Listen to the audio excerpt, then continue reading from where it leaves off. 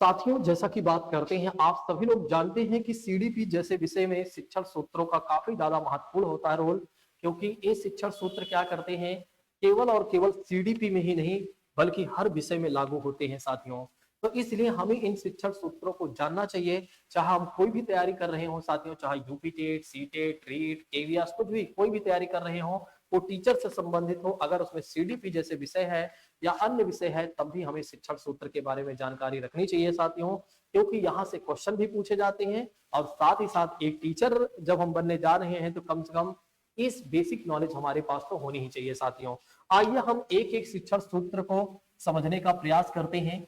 ठीक है, अगर किसी भी छात्र को कोई शिक्षण सूत्र जैसे मैंने अगर छोड़ दिया हो, उसे लगता है कि उसे हमें समझना है, तो वो कमेंट में अपने क्वेश्चन को लिख सकता है और बहुत जल्द उसकी वीडियो उसे मिल जाएगी साथियों।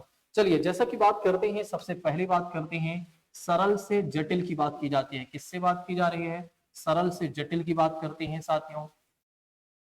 तो देखिए, पढ़ाने का सबसे पहला फॉर्मूला ये है कि आप सरल से जटिल की ओर चले। कैसे चले साथियों? सरल से जटिल की ओर। कहने का मतलब ये है कि पहले बच्चों को सरल चीजों के बारे में अवगत कराएं। पहले आप क्या करें कि बच्चों को सरल चीजों के बारे में अवगत कराएं। फिर धीरे धीरे जब बच्चे सरल चीजों को समझने लगे तो उन्हें कठिन चीजों तक ले जाएं। ऐसे कह सकते हैं, सबसे पहले आप बच्चों को गिनती सिखाएं। क्या सिखाएं साथियों? जैसे कि गिनती सिखाएं, फिर पहाड़ा सिखाएं अर्थात टेबल सिखाएं साथियों। फिर उसके बाद आगे चलकर उन्हें जोड़ घटाना दें। ठीक है, जोड़ घटाना गुणा भाग, तो ये सब क्या हो गया? इस सरल से एक तरह से धीरे धीरे हम कठिन की ओर जा रहे हैं साथियों।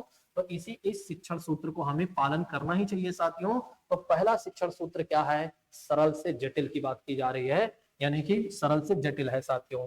दूसरी बात करते हैं साथियों, तो दूसरा शिक्षण सूत्र हमारा कौन सा है? ज्ञात से अज्ञात की ओर, सबसे महत्वपूर्ण है। ज्ञात से अज्ञात की बात करते हैं साथियों। किसकी बात की जा रही है? तो ज्ञात से अज्ञात की बात की जा रही है। देखिए, नोन टू अननोन जैसे बात करते हैं, तो इसमें हमें क्या करना चाहिए? बच्चे जिन चीजों के बारे में पहले जानते हो उनके बारे में एक तरह से हमें अवगत कराना चाहिए, यानी रिवीजन करवाना चाहिए। और फिर धीरे धीरे एक तरह से जिन चीजों के बारे में बच्चे ना जानते हो उनके बारे में हमें बताना चाहिए। जैसे एग्जाम्पल के तौर पर, अगर आपका टारगेट ये है कि आज आप सर्वनाम बच्चों को पढ़ाना चाहते हैं, अर्थात प्रोनाउन आप पढ़ाना चाहते हैं साथियों, तो एक बार आप संज्ञा के बारे में डिस्कशन जरूर कर लें। क्योंकि आपने संज्ञा पढ़ाया होगा तभी आप सर्वनाम पढ़ाने जा रहे हैं साथियों। तो पहले संज्ञा के बारे में एक तरह से डिस्कशन करें, अर्थात बच्चों को रिवीजन करवाएं और कुछ एक तरह से कह सकते हैं एग्जाम्पल ठीक ठाक दें, जिससे बच्चे एक तरह से संज्ञा से जुड़ सकें। और फिर धीरे धीरे क्या नाम है, उससे सर्वनाम के बारे में अवगत कराएं साथियों। तो बच्चा अच्छे तरीके से सीख जाएगा और ये समझ जाएगा कि आखिर संज्ञा क्या है, सर्वनाम क्या है, उसके बीच में डिफरेंस भी जान जाएगा साथियों। अगर आप लोगों ने क्या किया, डायरेक्ट किसी बच्चे को सीधा सर्वनाम में लेकर गए, तो समझ लीजिए उसे कंफ्यूजन हो सकती है। क्योंकि आप सोचिए, बच्चे छोटे होते हैं, बड़े की बात अलग है। बड़े तो जहां से बैठा दो वहीं समझ जाते हैं। कुल मिलाकर जहां से हम खड़े हो जाते हैं वहीं से लाइन शुरू हो जाती है, वही बात है। ठीक है, चलिए अब हम अगली बात करते हैं साथियों। ठीक है, अगला शिक्षण सूत्र क्या है? विश्लेषण ही संश्लेषण की ओर। सबसे ज्यादा पूछा जाने वाला प्रश्न, विश्लेषण से संश्लेषण की बात करते हैं। विश्लेषण से संश्लेषण की बात करते हैं साथियों, यानी कि एनालिसिस टू सिंथेसिस की बात करते हैं। कहने का मतलब ये है कि अगर आप किसी चीज को बच्चे को समझाना चाहते हैं, तो सबसे पहले आप क्या करें? ज्यादा से ज्यादा उसके बारे में एनालिसिस करें, यानी कि ज्यादा से ज्यादा उसे खंडों में आप डिवाइड करें। जितना ज्यादा उसे खंडों में आप डिवाइड करते जाएंगे उतना ज्यादा बच्चे को समझ में आता जाएगा। लेकिन इस बात को भी गौर करिएगा कि लास्ट में आपको क्या करना है? सब कुछ एक साथ जोड़कर आपको बच्चों को समझाना है। अगर सब कुछ एक साथ जोड़कर जब बच्चे को समझा देंगे तो उसका पूरा निष्कर्ष कह सकते हैं समझ में आ जाएगा। इस बात को याद रखिएगा। तो शिक्षण सूत्र में अगर आप देखते हैं तो सबसे पहले हमने जाना सरल से जटिल की ओर, यानी कि पहले हमें सरल पढ़ाना चाहिए, फिर एक तरह से धीरे धीरे हमें जटिल चीजों के बारे में पढ़ाना चाहिए। दूसरा हमने जाना कि एक तरह से ज्ञात से अज्ञात की ओर, पहले जो बच्चे जानते हैं उनके बारे में अवगत कराना चाहिए, रिवीजन करवाना चाहिए। फिर जिसके बारे में बच्चे नहीं जानते हैं उनके बारे में हमें बताना चाहिए। फिर विश्लेषण से संश्लेषण की ओर की बात करते हैं। तो जो बच्चे एक तरह से देखा जाए, सॉरी, अगर आप किसी चीज को पढ़ाने जा रहे हैं जैसे संधि पढ़ाने जा रहे हैं तो आप ज्यादा से ज्यादा क्या करें, उसको एक्सप्लेन करें, फिर एक साथ जोड़कर बच्चे को समझा दें तो बच्चा अच्छे तरीके से समझ लेगा साथियों। ठीक है, चलिए अगले शिक्षण सूत्र की बात करते हैं। तो अगला हमारा कौन सा है, एक तरह से अगर आप देखते हैं तो आगमनात्मक की बात करता है। किसकी बात करता है साथियों, आगमनात्मक की बात करता है। आगमनात्मक से निगमनात्मक की बात की जा रही है। किसकी बात की जा रही है साथियों, निगमनात्मक की बात की जा रही है। तो अगला शिक्षण सूत्र है आगमनात्मक से निगमनात्मक की ओर साथियों। कहने का मतलब ये है कि पहले बच्चों को कुछ पढ़ाने से पहले पहले बच्चों को उदाहरण दीजिए। जैसे अगर आप सर्वनाम सॉरी नाउन पढ़ाना चाहते हैं तो पहले बच्चों को कुछ एग्जाम्पल दीजिए, उसके बाद उन्हें सूत्र बताइए। तो उदाहरण से सूत्र की ओर साथियों, तो पहले आप उदाहरण दीजिए, फिर उसके बाद बच्चों को फॉर्मूला दीजिए, तो बच्चे अच्छे तरीके से चीजों को समझ पाएंगे। और अगला है साथियों, इसी का उल्टा कर दीजिए। अगला है एक तरह से अगर आप देखते हैं तो निगमनात्मक से एक तरह से आगमनात्मक की बात की जाती है। ठीक है, अब ये देखो इसके बारे में थोड़ा समझिएगा।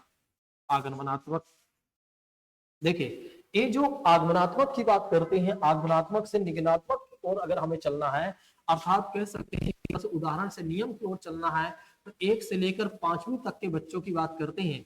अर्थात कह सकते हैं कि एक तरह से जो प्राथमिक बच्चे होते हैं, यानी कि जो प्राइमरी के बच्चे होते हैं, उनको हमें ऐसे पढ़ाना चाहिए। ठीक है, तो उनके लिए एक जो शिक्षण विधि है साथियों या शिक्षण सूत्र है, एक काफी ज्यादा उपयुक्त है साथियों। ठीक है, लेकिन अगर आप देखते हैं तो इसकी चलिए बात कर लेते हैं। पहले निगमनात्मक का मतलब होता है नियम से उदाहरण की ओर। पहले बच्चे को क्या करना चाहिए, नियम बताना चाहिए साथियों, और फिर एक तरह से उदाहरण देना चाहिए। जैसे अगर आप देखते हैं तो एक बड़े बच्चों के लिए ज्यादा अच्छा है, छोटे बच्चों के लिए तो बेहतर नहीं है, जो कि आप जानते हैं। देखिए 6 से लेकर 8 तक या उससे ऊपर की बात करते हैं साथियों, उससे ऊपर वालों को के बच्चों पर भी ये प्रयोग होगा। देखिए अगर आप जो बड़े बच्चे हैं जो 6 से स्टार्ट हो जाते हैं, अगर आप उनके लिए ज्यादातर पहले एग्जाम्पल फिर सूत्र बताते हैं तो उनका सिलेबस 1-2 साल बाद खत्म होगा। क्योंकि एक तरह से अगर आप देखते हैं तो उनका सिलेबस काफी ज्यादा बड़ा होता है। तो इसलिए हमें छोटे बच्चों के लिए आगमनात्मक से निगमनात्मक के वाला शिक्षण सूत्र अपनाना चाहिए, और बड़े बच्चों के लिए निगमनात्मक से आगमनात्मक वाला शिक्षण सूत्र अपनाना चाहिए साथियों। इस बात को याद रखिएगा। एक बड़े बच्चों के एक क्या है, छोटे बच्चों के लिए उपयुक्त नहीं होगा, क्योंकि बच्चा समझ नहीं पाएगा भाई आखिर ये आया कहां से और क्या हो रहा है। ठीक है, चलिए अब इसी के साथ हम आगे बढ़ते हैं। और अगला है साथियों, एक तरह से अगर आप देखते हैं यथार्थपूर्ण से भावनात्मक की बात करते हैं। इसकी बात करते हैं तो यथार्थपूर्ण की बात करते हैं। तो यथार्थपूर्ण से साथियों भावनात्मक की बात करते हैं। किसकी बात करते हैं, तो भावनात्मक की बात करते हैं। देखिए यथार्थपूर्ण से भावनात्मक को एक और नाम से कह सकते हैं, इसे आप मूर्त से अमूर्त कहिए और जल्दी समझ में आ जाएगा। मूर्त से अमूर्त कह सकते हैं। इसी को आप प्रत्यक्ष से अप्रत्यक्ष कह सकते हैं। क्या कह सकते हैं, आप प्रत्यक्ष से अप्रत्यक्ष कह सकते हैं साथियों। देखिए यहाँ कहने का मतलब ये है यथार्थ से भावनात्मक या मूर्त से अमूर्त, प्रत्यक्ष से अप्रत्यक्ष की बात करते हैं, तीनों एक ही बात है साथियों। देखिए पहले हमें क्या करना चाहिए, जो चीजें दिखाई दे रही हो जैसे पेड़ पौधे पशु पक्षी, इन सब के बारे में हमें बताना चाहिए। ऐसे एग्जाम्पल्स हमें यूज करना चाहिए ताकि बच्चे एक तरह से समझ पाए। और उसके बाद क्या है कि जो चीजें नहीं दिखाई दे रही हैं, जिनको केवल महसूस किया जा सकता, उन्हें आप बाद में बताएं। जैसे कि बात करते हैं प्रकाश, यानी कि जैसे एक तरह से लाइट हो गई साथियों, टेम्परेचर हो गया यानी कि तापमान की बात करते हैं। ठीक है, तो ऐसी चीजों के बारे में, हवा की बात करते हैं तो ऐसी चीजों के बारे में हमें बाद में बताना चाहिए। ठीक है, तो याद रखिएगा। तो हमें पहले क्या करना चाहिए, मूर्त से अमूर्त, पहले मूर्त वाली चीजों के बारे में बताना चाहिए, फिर अमूर्त। पहले हमें यथार्थपूर्ण वाले जो मतलब सामने है उसके एग्जाम्पल देना चाहिए, फिर उसके बाद जो सामने नहीं है साथियों उसके एग्जाम्पल देंगे, तो बच्चों को अच्छे तरीके से समझ में आ जाएगा साथियों। ठीक है, तो ऐसे में अगर आप देखते हैं तो जितने भी शिक्षण सूत्र रहे हैं वो भी हमने इस क्लास में जान लिया है। अगर आप लोगों को यह सेशन बढ़िया लगे तो एक बार कमेंट करके आप लोग जरूर बताइएगा। अगर यह सेशन आप सभी लोगों को बढ़िया लगे तो एक बार कमेंट करके जरूर बताइएगा। सबसे पहले जाना सरल से जटिल की ओर, उसके बाद हमने जाना ज्ञात से अज्ञात की ओर, उसके बाद हमने जाना विश्लेषण से संश्लेषण की ओर, फिर हमने जाना आगमनात्मक से निगमनात्मक की ओर और निगमनात्मक से आगमनात्मक की ओर, यथार्थ से भावनात्मक, मूर्त से अमूर्त, प्रत्यक्ष से अप्रत्यक्ष की ओर बात करते हैं। तो इस सारी चीजों को हमने बहुत अच्छे तरीके से समझ लिया साथियों। अगर आप लोगों को यह वीडियो बढ़िया लगे तो जाते जाते एक बार कमेंट करके जरूर जाइएगा और एक बार आप मुझे फीडबैक अपना दीजिएगा। अगर कोई शिक्षण सूत्र आपको ना समझ में आए तो कमेंट बॉक्स में कमेंट जरूर करिएगा। आज की क्लास को यहीं पर स्थगित करते हैं, हम मिलते हैं अगली क्लास में। Thank you so much. जय हिंद दोस्तों, take care all of you.